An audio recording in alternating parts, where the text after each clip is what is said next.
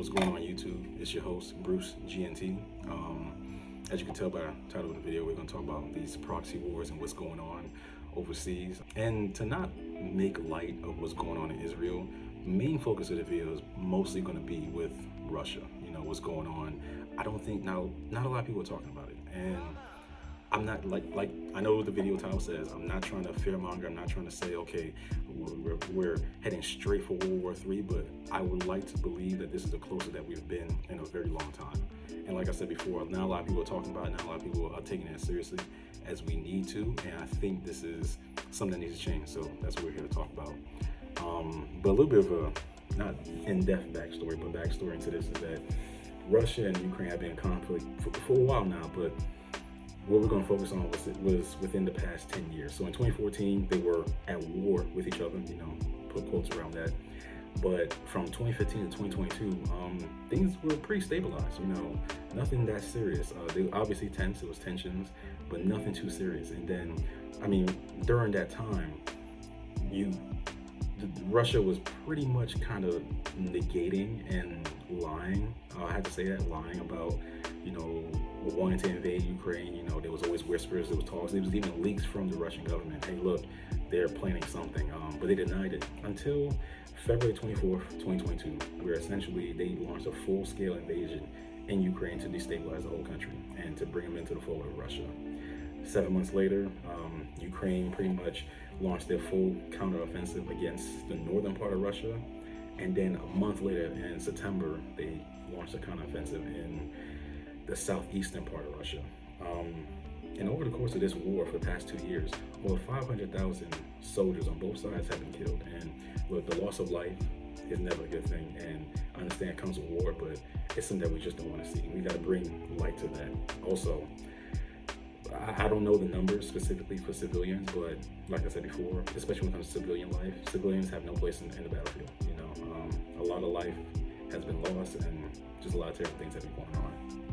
But to speak about our involvement with this, we've always been allies with Ukraine, and pretty much as soon as Russia, you know, invaded, we jumped on it. You know, we immediately, I want to say, provided more than $1.9 billion to Ukraine, you know, and that showed its way with military weapons and relief and everything like that for Ukrainian people. But as it stands right now, I want to say, and you know what, my fact checking right now, we have given over $64 billion in the military assistance to Ukraine. Look, I'm not here to talk about whether it's right or wrong. I don't think what Russia is doing is correct. I also feel that we should kind of take a priority, you know, American citizens, as opposed to just sending money to fund all these proxy wars. That's my own personal opinion, you know. And then, you know, a new development that's been kind of going on is pretty much North Korea got involved as well, you know. Sent, I want to say, over 10,000 troops to aid in the Russian effort to take Ukraine. But what's going on is just, it's insane. But what I really want to focus on is how 2 months ago, Putin pretty much said, hey, look, this is what's going to happen if the U.S. was to interfere a little bit more. So actually, I have a video, so let's talk about that real quick. Biden will meet with the British Prime Minister Keir Starmer over at the White House. They will discuss allowing Ukraine potentially to use long-range weapons provided by the U.S. and other Western NATO allies deep into Russian territory. President Biden has been facing increasing bipartisan pressure to try to loosen the restrictions and is signaling a new openness. The Russian President, Vladimir Putin, is delivering a rather chilling warning just ahead of today's meeting. This is their direct involvement.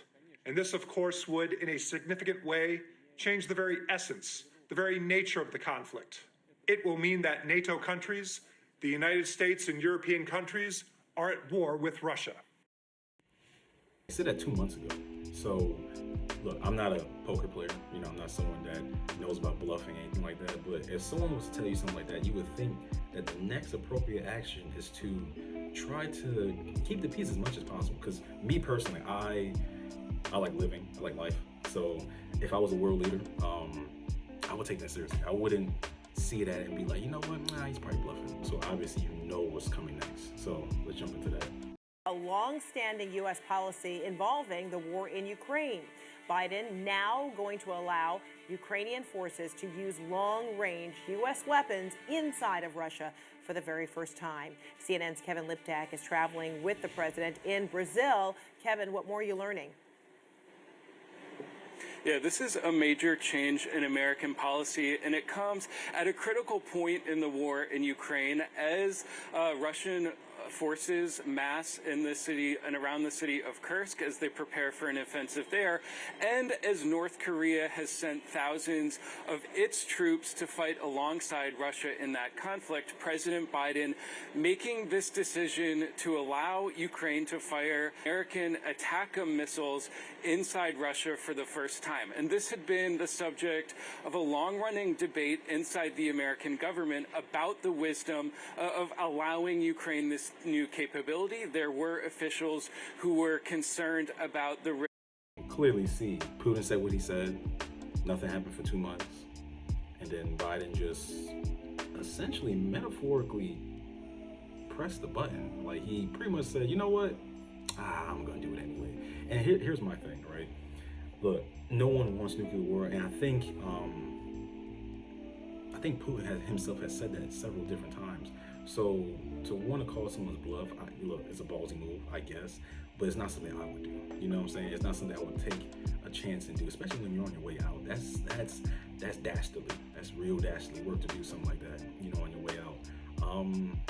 But if that's the route that he wants to take, cool. But you know, look, it's not the move I would make. And honestly, the response within these next coming weeks, we're just gonna have to wait and see. But based off this next video I'm going to show you as well, we already know that there's going to be a response, but let's look at it real quick.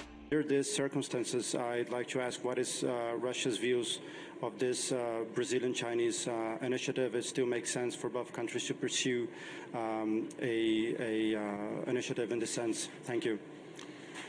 Well, on the decision of the United States to allow Ukrainian regime to use missiles up to 300 kilometers long, we read what the New York Times published about this. There are still no confirmation either from the White House or from the Pentagon, but we basically take our position on the basis of what is going on physically. And physically, ATACMS, apparently not as long as 300 kilometers, are being used, including this early morning in Russia, against the Bryansk Oblast of Russia, which is bordering Ukraine.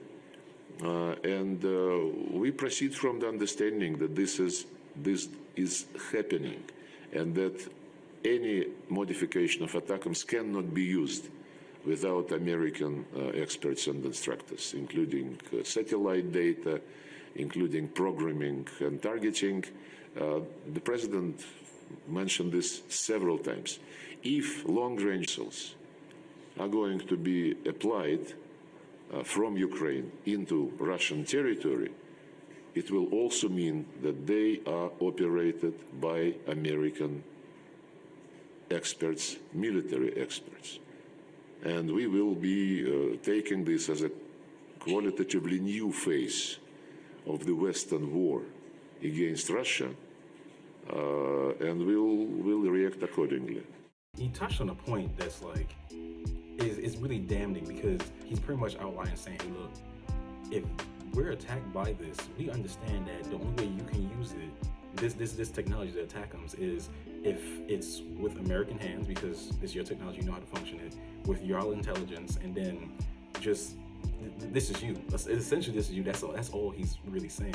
So they will respond in kind, because they're seen as like a affront, an offense. And he pretty much laid it out. Hey, look, if you do this, this will happen. You know, and this last video on this topic, it's pretty frightening if you ask me. Breaking news out of the war in Ukraine. Fox News can confirm that Ukrainian forces have struck Russia using long-range U.S.-made missiles. President Biden approved their use just days ago. Now, Russian President Vladimir Putin is approving a revised nuclear doctrine that lowers the threshold for a nuclear response. Meanwhile, our NATO allies, Finland. Like I said, if this is a bluff, if he's doing all this posturing to make it seem like, oh, I gotta look tough, so no one can, take advantage or just think that he's soft out here. That's a pretty damning move. That's a pretty damning move to follow a bluff. Oh, okay, you want to do the thing that I said is gonna cause us to have war with, the NATO countries and, with you, America? Okay, cool. We're going to revise the criteria that we can use our nuclear weapon. If I was a world leader, I wouldn't have taken that chance. Not something I would have. Who is advising Biden at this point? Because there's no way that they thought that this was the smart thing to do. Like, I just want to know, why did you want to do this when you're 2 months from being out of office? Like, what will be the point of that? It's not good. It's looking grim. And Sweden are now telling citizens to prepare for war. Sweden out with this new video informing residents on how to stockpile food, baby food, medication, and how to seek shelter during a nuclear attack. Sweden also sent out more than 5 million of these pamphlets there on your screen. And Finland posted one on its website, both urging citizens to prepare for the possibility of war and how to prepare for such. Kara, frightening development. I'm not trying to fearmonger. I'm not trying to, and I'm not trying to say, oh, well, they did it, so we got to do it too. Look, obviously proximity, they're literally right there. We're across the pond. And obviously they're much smaller countries, in comparison to, Russia and everyone else. But I still think it's one of those things that we just have to look at and take seriously. I'm not saying that we should hand out pamphlets. I'm not saying that we should just go out and tell people, hey, look, doom and gloom. That's not what I'm saying. But people need to be more abreast of the situation and what's going on, because this is not a game, Look, I'm hopeful, but certain steps and measures have to be taken into place. And I don't know if Biden and his administration, if they're kind of torching the house as they lock the door and then leave. I don't know, but it's crazy. It's really crazy. Yeah. Honestly, it's just insane. So pretty much the ICC, to switch gears a little bit, the International Criminal Court, they issued arrest warrants for Netanyahu, the Israel Prime Minister, and for his ex-Minister of Defense, along with Hamas leaders and everything like that. I'm not going to try to pronounce the ex-Minister of Defense name because I'm going to butcher that. What does that mean, honestly? I don't really think it means much, because I'm pretty sure Putin is also on their list as well, and nothing's really happened.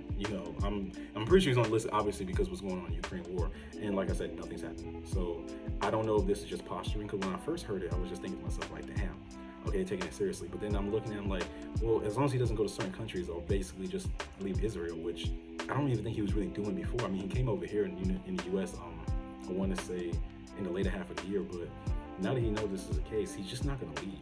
And then no one's going to go in and get him. That's not going to happen. So I don't know what this means, but let's jump into it. International Criminal Court has just issued arrest warrants for Israeli Prime Minister Benjamin Netanyahu and former Israeli Defense Minister Yoav Gallant, accusing them of war crimes in Gaza, and also for a top Hamas commander, also known as Mohammed Deif, who is believed to be dead. The court says it found reasonable grounds to believe the prime minister bears criminal responsibility for war crimes, including starvation as a method of warfare. And it rejected Israel's challenge of the court's jurisdiction over the matter. CNN's Nick Robertson joins us now from Jerusalem. Nick, what more can you tell us? Well, this is a very, very significant escalation. It was first announced by Karim Khan, the ICC chief prosecutor, back in May, that he was going to seek to request arrest warrants for Benjamin Netanyahu and Yoav Gallant, who was the defense minister at the time, as well as 3 other senior Hamas officials, including Mohammed Deif, Ismail Haniyeh, Yahya Sinwar, the other. Those 3 are all dead. Deif believed to have been killed in July, so unclear why they've issued an arrest warrant now for him. But by overturning Israel's rejection of the jurisdiction and the allegations by the court, this clears the way for something very, very significant, which Prime Minister Benjamin Netanyahu and Israel have never, ever faced before.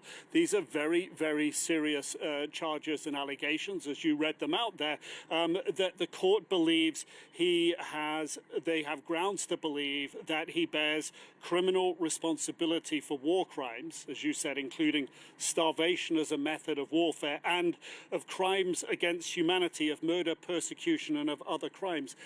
These are very, very serious. That's pretty much the gist of that. I haven't, truthfully, I'm not even gonna lie, I haven't really been paying the most attention to when it comes to what's going on in Israel. I've mostly been paying attention to what's going on in Russia and Ukraine. I can't really explain why. Honestly, I guess it happened first, and that's just what I paid most attention to. But when I first heard this, I was a little bit surprised because I didn't think they were going to take that stance. But when I think about it a little bit more, it's less surprising because from what I've heard and what I understand, the Israeli people that are currently living there now, they don't really like Netanyahu. Wow. They're not like his biggest fans. You know, they pretty much just he's a prime minister of circumstance. You know, what happened with Hamas in October happened, and then he pretty much just, I'm not gonna say seized, but he took his chance and then kind of like ran on that and was like, okay, look, I'm gonna stand here and protect the Israeli people. And but yeah, no, I'm not surprised, honestly. When I sit down and think about it, I'm not surprised. How this is gonna shake out, I don't know, but 2025 is looking to be turbulent, and that's like the most PC way of me saying what I really think is actually going to happen. Turbulent. It's going to be rough, but you know what? I have hope. I don't know what hope is going to do in this situation, but I have hope. And yeah, like I said before, I don't think we're barreling towards World War III, but I think we're at a slow walk, and that's scary enough. Yeah, that's the video, guys.